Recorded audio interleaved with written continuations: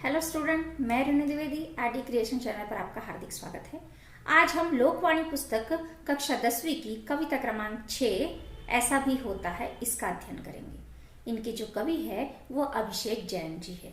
अब इस कविता के माध्यम से कवि ने क्या कहने का प्रयास किया है उसके बारे में हम पढ़ेंगे। देखिए पहला पद्यांश, गरजे मेघ सहम कर कांपी कच्ची दीवार। अभी यहाँ पर कवि क्या कह रहे हैं कि जिस प्रकार जब मेघों की गर्जना होती है, जब मेघ जो है वो घनघोर गर्जना करते हैं, जब वो घनघोर गरजते हैं, तब जो मिट्टी की दीवार होती है वो थर-थर कांपने लगती है।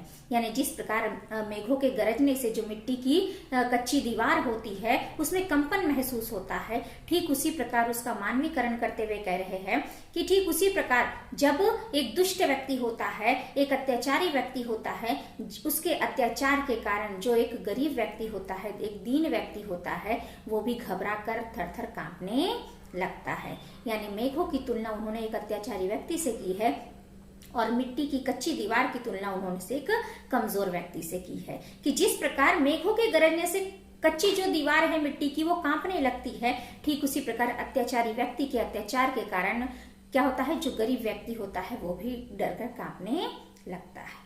दूसरा पद्यांश, रवि चढ़ाए निर्मल किरणों से धरा को अर्घ। जैसे ही सूर्य उगता है उसकी जो स्वच्छ किरणें होती है वो संपूर्ण धरती पर फैल जाती है। यानी सूर्य के उगने के साथ ही उसकी जो स्वच्छ किरणें होती है वो क्या होती है, चारों ओर धरती पर फैल जाती है, जिसे देखकर ऐसा लग रहा है मानो सूर्य ने अपनी किरण रूपी अर्घ को धरती को समर्पित किया है। यानी सूर्य ने क्या किया है कि किरण रूपी अर्घ धरती को चढ़ाया है। देखिए अगला पद्यांश, आके पसरी थकीहारी किरण धरा की गोद में। अब यहाँ पर क्या कहने का प्रयास कर रहे हैं कि जब सूर्य उगता है और उसकी जो चंचल किरणें हैं, उसकी जो स्वच्छ किरणें हैं वो धरती पर आती है और वो धरती पर आते आते मानो ऐसा लगता है कि वो थक जाती है, जिसके कारण वो धरती की गोद में समा जाती है। यानी सूर्य से जब उसकी किरणें धरा पर आती है तो दूरी अधिक होने के कारण क्या होती है, मानो वो जो किरणें हैं वो आते आते थक जाती है और वो धरती की गोद में आकर सो जाती है, धरती की गोद में आकर समा जाती है। अगला पद्यांश, खुली आंखों ने जीवन भर देखे बंद सपने।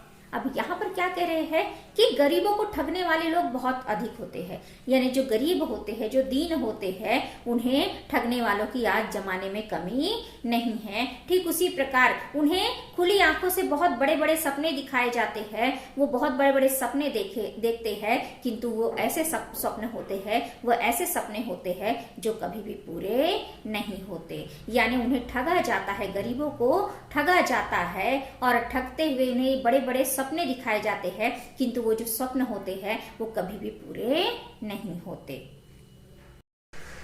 देखिए अगला पद्यांश, कट्टे तरु उजड़ा आशियाना रोते पखेरु। अब यहाँ पर क्या कह रहे हैं कि निरंतर विकास के नाम पे हो या किसी भी कारणवश हो, जो निरंतर तरु की क्या होती जा रही है, कटाई होती जा रही है। यानी निरंतर जो पेड़ों की कटाई होते जा रही है, जिसके कारण क्या हो रहे हैं, जंगल के जंगल जो है वो नष्ट होते जा रहे हैं और उसके कारण जिन पक्षियों ने उन पेड़ों पर घोंसला बनाया था अब उनके आशियाने भी उजड़ गए हैं और उनके आशियाने उजड़ जाने के कारण अब जो पंछी है वो रोते और बिलखते नजर आते हैं। यानी निरंतर जो पेड़ों की कटाई हो रही है उसके कारण अब छाव भी नसीब में नहीं होती है। यानी अब अगर हम तपती दोपहर में छाव ढूंढना चाहे तो हमें छाव भी नहीं मिलती है और उन पेड़ों पर जिन पक्षियों ने अपना घरौंदा बनाया था, जिन पक्षियों ने अपना घोंसला बनाया था, अब उनके घोंसले भी क्या हो गए हैं, नष्ट हो गए हैं, जिसकी वजह से जो पक्षी है वो रोते और बिलखते नजर आते हैं।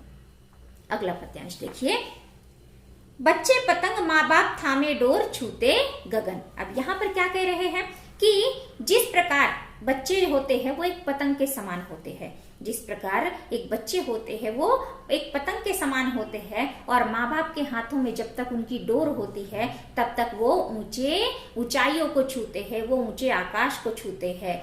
यानी जब तक बच्चों की जो डोर है, जब तक बच्चे रूपी पतंग की जो डोर है माँ बाप के हाथों में रहेंगी तब तक वो नित नई नई ऊंचाइयों को छूते रहेंगे। इस प्रकार यानी अच्छे मार्गदर्शन अगर हमें मिल जाए तो हम हमेशा अपने लक्ष्य की प्राप्ति कर सकते। देखिए अगला पद्यांश, तन माटी का फिर कैसा गुमान कद काठी का।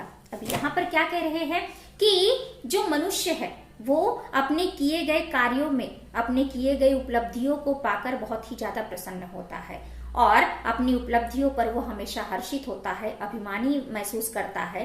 किंतु ये पता नहीं उसे कि वो जिस शरीर के बल पर इतना अभिमान कर रहा है वो एक ना एक दिन वो जो शरीर है वो मिट्टी में ही मिल जाएगा। यानी उसका जो मिट्टी का शरीर है वो अंत में मिट्टी में ही मिल जाने वाला है। फिर भी उस शरीर के बल को, उस शरीर पर, उस तन पर वह हमेशा अभिमान करता।